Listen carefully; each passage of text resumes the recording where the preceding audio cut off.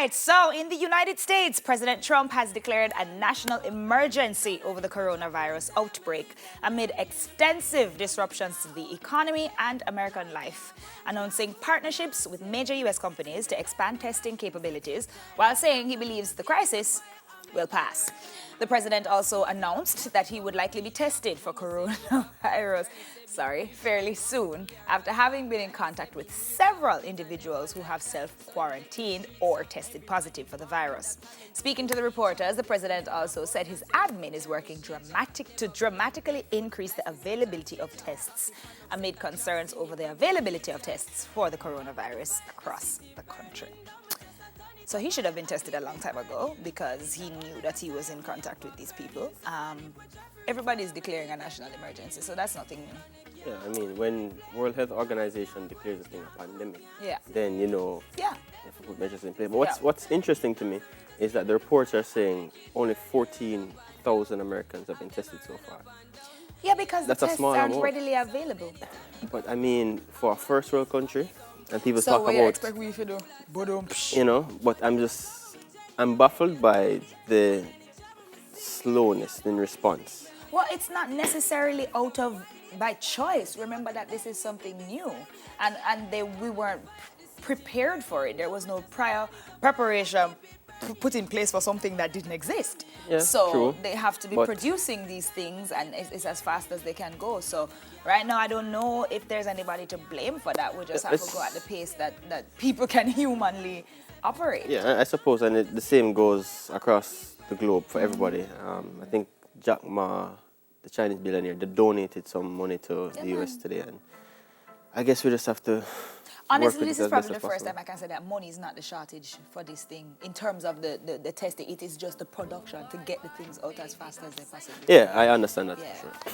Well, closer to home, the whole of Jamaica, and this is a quote, the whole of Jamaica is hereby declared to be a disaster area, end quote. It's the talked about tweet from our Prime Minister, Mr. Andrew Holness. At the same time, he has announced a travel ban on the UK, the source country for Jamaica's first imported case. There are now 8 confirmed cases of the virus in Jamaica. Already, the 7 and 8 mile communities of Old Bay have been declared a quarantine area. Police force and soldiers have been deployed there to restrict movement in and out of the communities. And Attorney General Marlene Malahou Fort says under the declaration, the authorities will not require a warrant to enter the premises.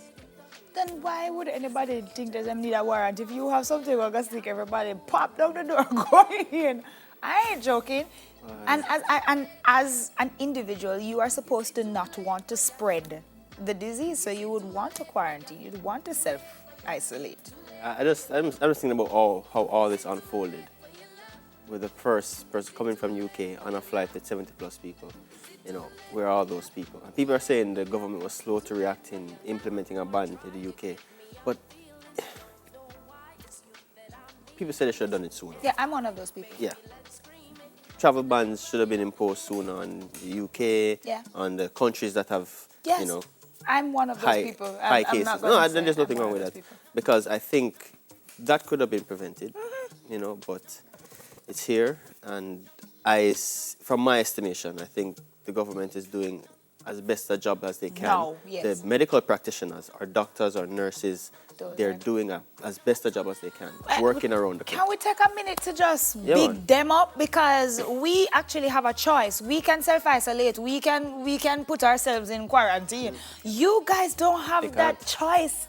And I just want to say, you know, a lot of love and big up, and I wish you guys safety. Take care of yourselves as best as you can, because without you guys, I know that we would be, you know, so far up the creek, we don't know what to do. You know, guys interestingly enough, lives on the line. Interestingly enough that you said that they do have a choice, you know, because people, we have a choice. They can say, you know what, I'm staying home. But they've chosen to leave their homes, leave their families to come and take care of the people of this nation. And please, just treat them with respect. Yeah, they're human beings. They get tired as well. You know, they get frustrated. We all have to work together in this thing. Have to. Yeah. All right, next up, we just spoke about the Prime Minister. I'm thinking a whole sneeze. No, sweetheart. Yeah, just I water have up. not a sniffle nor a sneeze. You sure? Opposition leader Dr. Peter Phillips is urging the government to consider temporarily removing the collection of GCT on certain items as the country braces for the possible spread of COVID-19. He is speaking specifically to vitamin C and over-the-counter drugs like Panadol and paracetamol, and on protective gear like hand sanitizers and masks. Here's my thing, right? The country now no money. We now make no money. If you take up the GCT after this wagga up when the economy already is going down. I don't see the big deal. I'm sorry. No, leave it. Them already said the GCT going down by 1.5% come April. By the way, I thought that was like an April Fool's thing because it's supposed to come for April Fool's. So I was like, are they joking or is this happening? And then I listened to the news. But I personally don't see the push on doing that at this point. What I would appeal is for the please. For the companies and the places who are hiking the prices and taking down the prices off the shelves and then hiking them up at the cashier. You know yourself, companies, stop it. Yeah, that's what we need to focus on. I think, and I know people say, what about people who can't afford it?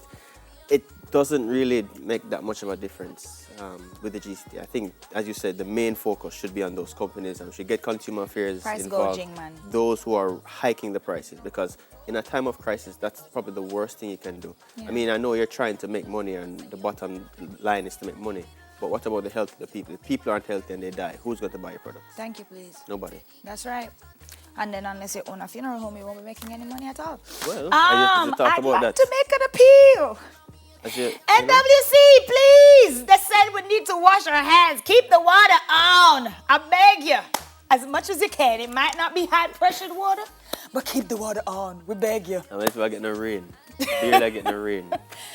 That's it today for the trending topics, guys. We're going to be back after the break. Don't go anywhere.